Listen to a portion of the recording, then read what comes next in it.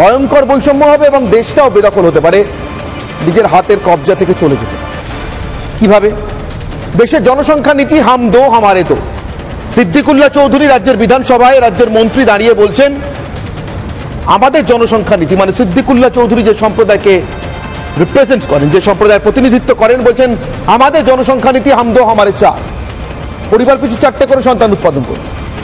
সিদ্দিকুল্লাহ চৌধুরী যে একদম হঠাৎ করে বলছেন না, মনের খেয়ালে বলছেন না, বিচ্ছিন্নভাবে বলছেন না, তার প্রমাণ তার কিছুদিন আগে এ রাজ্যের আরেক মন্ত্রিসভায় তারই গুরুত্বপূর্ণ সদস্য, মমতা বন্দ্যোপাধ্যায়ের ঘনিষ্ঠতম মন্ত্রীদের মধ্যে একজন, ঘনিষ্ঠতম সৈনিকদের মধ্যে একজন, তৃণমূল কংগ্রেসের প্রথম দিন থেকে ফিরহাদ হাকিম, তার কিছুদিন আগে এ রাজ্যের অমুসলিম সমস্ত মানুষকে দুর্ভাগা বলে তাদেরকে ইসলামে আসার জন্য, কোরআন স্বীকার করবার জন্য দাওয়াত দিয়েছেন, নিমন্ত্রণ দিয়েছেন।